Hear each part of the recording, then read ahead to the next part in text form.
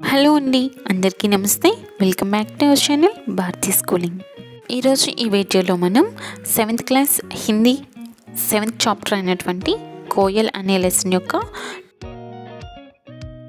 Text book grammar అంతా చెప్పుకుందాం. అదేవిధంగా పాఠం కూడా క్లియర్గా ఎక్స్ప్లెయిన్ చేసుకుందాం. ఇంతవరకు మన ఛానల్ని ఎవరైనా సబ్స్క్రైబ్ చేయకపోతే తప్పకుండా సబ్స్క్రైబ్ చేసుకోండి. పక్కనున్న బెల్ ఐకాన్ని క్లిక్ చేయండి.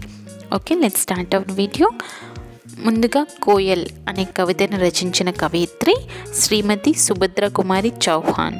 ఇక్కడ ఆడవారు కాబట్టి కవయిత్రి అంటాం, మగవారు అయితే కవి అంటాం. సో ఇక్కడ ఇచ్చిన పిక్చర్ని అయితే జాగ్రత్తగా గమనించండి. అప్పుడే మార్నింగ్ అవుతుంది, ఆ చెట్టు పైన పక్షులు ఉన్నాయి, ఒక ఆవిడ బావి నుండి నీరుని తెండుతుంది. అదేవిధంగా పువ్వులు, ఇల్లులు అన్నీ ఉన్నాయి. ప్రశ్న, చిత్రమే క్యా క్యా దికాయి దే రహే హై. చిత్రంలో ఏమేమి కనిపించుచున్నాయి? చూడండి, మనకు చిత్రంలో ఏమేమి కనిపించాయి? ఏక్ రాస్తా, రహదారి కనిపించింది. ఏక్ గర్ అంటే చాలా గర్రెలు ఉన్నాయి అనుకోండి, గర్ర అంటే గుడిసెలు. అదేవిధంగా మనకి మనకి పుష్పాలు కనిపించాయి, పర్వతాలు కనిపించాయి, కువ్వ, కాకి ఎక్సెట్రా ఇలా చాలా కనిపించాయి కదా. అండ్ సెకండ్ క్వశ్చన్, ఔరత్ క్యా కర్ రహీ హై. స్త్రీ ఏమి చేయుచున్నది? ఔరత్ కుయం సే పానీ కిచ్కన్ గడ బర్ రహీ హై. స్త్రీ బావి నుండి నీరు తోడి కడవ నింపుచున్నది. నెక్స్ట్ చూడండి, వసంత్ ఋతువు మే సూర్యోదయం కే సమై ప్రకృతికి సుందరత దేఖ్నే లాయక్ హోతీ హై. వసంత ఋతువులో సూర్యోదయ సమయంలో ప్రకృతి సౌందర్యం చూడదగినది. ఇస్ ఋతువు మే హమ్ కోయల్ కి కుకు సున్తే హై. మనం ఈ ఋతువులోనే మనం కోకిల కూత వింటాము. అబ్ హమ్ ఇస్ పాఠం మే కోయల్ కే బారే మే పడేంగే. మనం ఈ లెసన్లో కోయల్ కోసం చదువుకుందాం. సో ముందుగా ఈ కవితను మనం పాడి వినిపించుకుందామండి. ఓకే, ఫస్ట్, देखो कोयल काली है पर मीठी है इसकी बोली, इसने ही तो कुकू कर, इसने ही तो कुकू कर. आमों में मिष्टी गोली, देखो कोयल काली है पर मीठी है इसकी बोली. कोयल कोयल सच बतलाना क्या संदेश लाई हो. बहुत दिनों के बाद आज वे इस डाली पर आई हो. क्या गाती हो, किसे बुलाती, बतला दो कोयल रानी. प्यासी धरती देख मांगती हो क्या मेघम से पानी.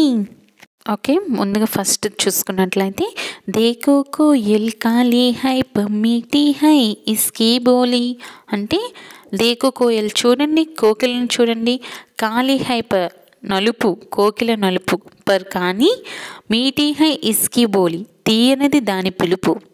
ఇస్నే హీ తో కూకూకర్ ఆ మొమ్మి మిస్రీ గోలి.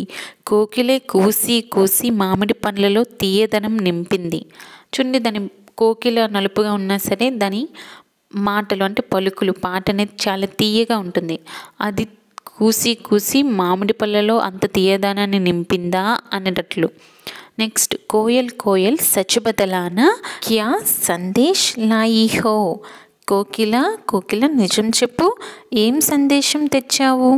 బహుత్ దినోంకే బాద్ ఆజ్ ఫిర్ చాలా రోజుల తర్వాత ఈరోజు మళ్ళీ ఇస్ డాలీ పర్ ఆయి హో ఈ కొమ్మపైకి వచ్చావు.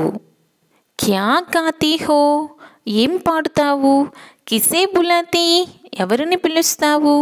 బతలాదో కోయల్ రాణి చెప్పవా కోకిల రాణి. ప్యాసీ ధరతి దేక్ మాంగతి హో క్యా మేఘం సే పానీ.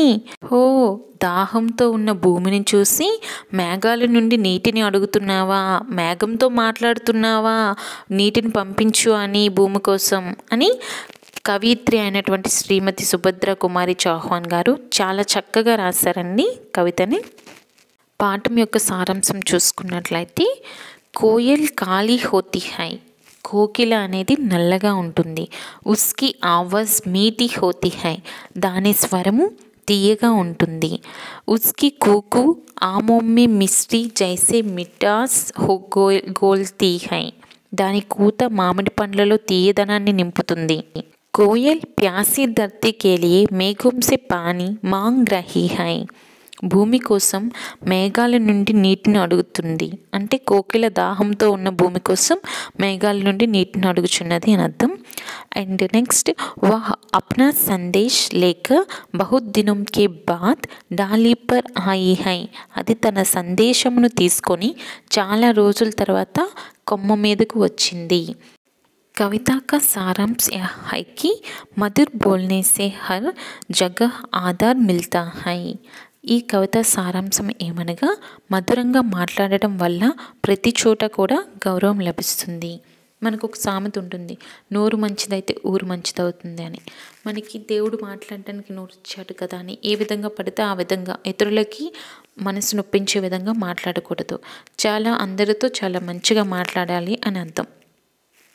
మనం వేరొకరితో మంచిగా గౌరవంగా మాట్లాడితే మనతో కూడా వాళ్ళు అదేవిధంగా గౌరవంగా మాట్లాడతారు.